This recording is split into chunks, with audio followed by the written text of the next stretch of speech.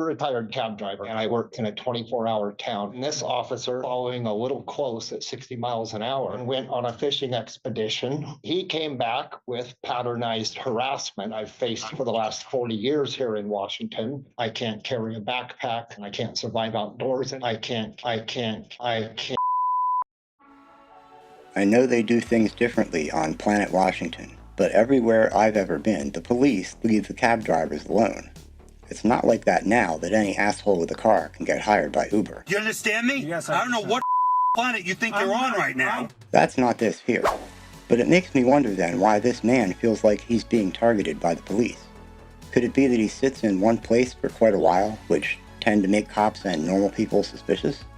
Or could it be that when police do make contact, they get a bullshit story full of shoulda, woulda, couldas, and I can't.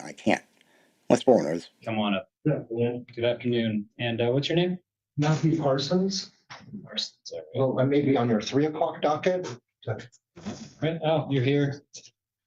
Matthew Parsons. There you go. Like failure to renew expired tabs and operating car without insurance. Looks like you got some. I did. I have the originals here. Okay. Thank you much. Oh, these are copies. Oh, okay. In court. All right. Thank you. Let me just bring up here. You are here. Okay. You are here for a mitigation. So. Your Honor, the nuances between the mitigation and contesting are a little beyond me. This situation, a little difficult, has stirred up some other problems for me. And so what I'd like to address today, beyond showing compliance to the court, that the car is registered and insured, is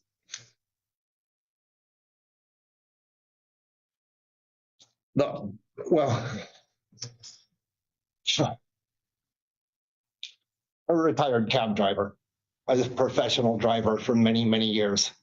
And I worked 6:30 in the evening till 6:30 in the morning in a 24-hour town. So every aspect of my function in the wheel is safety. And in my job, I was 33 times more likely to be murdered at work than a cop. Very dangerous. So when this officer, there was a white SUV behind me, following a little close at 60 miles an hour. And then he surged forward. And I instinctively hit my signal and moved to the shoulder. And then he threw his lights on. And when I asked him why he thought it was acceptable to put me in danger like that, his response was that he had to.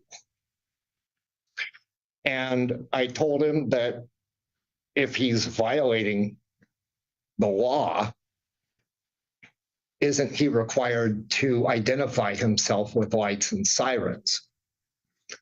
Isn't he subject to RCW 46.61.145 following too closely, just like the rest of us?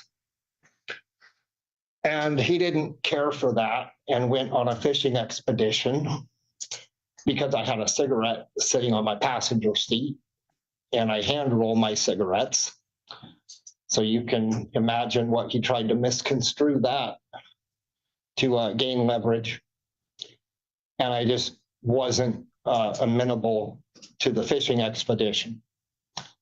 And furthermore, he came back with patternized harassment that I've faced for the last 40 years here in Washington, where police run people's ID and they don't check birth dates and they don't check middle initials and they saddle people with warrants that are not applicable to the people. And sir, I am listening. I'm reading through the documents you're providing here at the same time to make sure I'm listening. And I see your DOL registration on July 6th, which is the incident date as well. And it looks like, according to the officer's affidavit, says the comments you made to him were, "I just paid to have the tab renewed." And then the comment as well, the driver did not have insurance at the time of the stop. Given me are your ID cards with the vehicle that was involved in this. Insurance through Progressive, looks like, effective April 15th of 2025. Yes, And so is what you're telling me that you paid for the registration, the DOL registration on the same day prior to the interaction with law enforcement? I do not own the car. And I do not have the means to keep up with all the paperwork all the time. And I need some help with that. And I can't carry a backpack and I can't survive outdoors anymore. And I've been in the car for several years. And they've never stopped to ask me if I'm okay. So him endangering my safety and flying up on the back of my vehicle like that, I don't think he had probable cause to continue the stop. I think he gathered his evidence illegally. And the blue smoke that I got trying to address it through supervisors made me very. Well, if I can get back to the question of when did you pay for the DOL registration for the car? Because what you handed me shows issue date July 6th. Okay. Is that those papers were given to me like 3 weeks later by the owner of the vehicle. okay? So I believe Okay. that I handed, if I may offer to the court, while I was stopped, I texted the car owner. Mm-hmm. He had it done within minutes. Okay. Within minutes. All right. So I gotcha. So here's what I'm going to do. So it looks like, so based on what you're showing me, and I guess for the record here, so we're here for 2 violations. One is failure to renew expired tabs. Violation 2 is operating without insurance. For violation 1, what we can do is, so even though you have given me proof that day of the incident, the registered owner registered the car, renewed the tabs with DOL, and you got proof of that. What the court is able to do is that is going to be found committed, but we're able to reduce that because even though it's a quick period after the interaction with the law enforcement, if it wasn't registered at the time, that's still a violation, even if it was registered quickly thereafter. So that can be reduced down from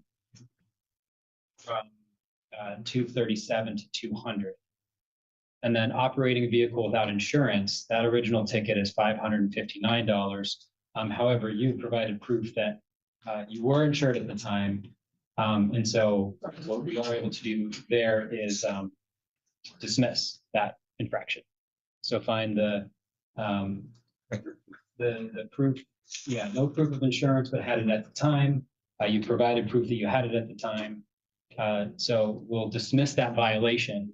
There is still a $25 administrative fee, just that reflects the fact that it was filed because there wasn't proof at the time, because you do still have to have that on you. But the infraction itself is found not committed. So total would be $225. Okay, so one second. I'm sorry, I misspoke. The DOL registration is, we can reduce it further from 200 down to 175. So it's going to be a total of 190. Yeah, I don't have that. Well, you are able to work with the clerk to set up a partial payment. Right. So how do I contest the ticket? How do I address his unlawful actions where he violated the law to gather the evidence for the stop? So I think you're talking about bringing some sort of civil lawsuit against the police department. No, I'm talking about contesting the ticket because he didn't have probable cause for the stop. Well, so probable cause for this, that's not the right standard. and this is not a criminal matter. So you're talking about probable cause is relevant So he can break the law to gather no, evidence. you can't. The evidence that you're talking about here, it's not being used against you. This isn't, again, it's not a criminal matter. This was a traffic stop, and A bad stop.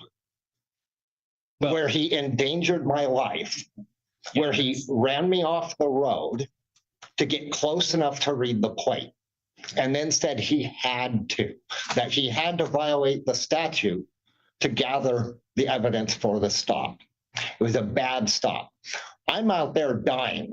I'm making end of life preparations. I've been on the streets for decades. They've never stopped to ask me if I'm okay once. And then they cause me this type of anxiety and panic, impacting my health negatively, smoke screening me when I try to go through channels to address it.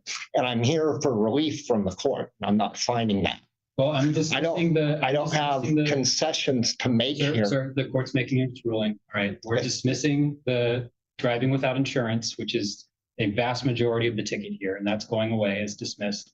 And the driving without a registered certificate with DOL, given that it was registered soon after the interaction, that's also being reduced down to $175, which is as far as the court can go. But on the traffic citation, it's being found committed. And so the total is going to be $195. You can work with the clerk to set up a partial payment plan.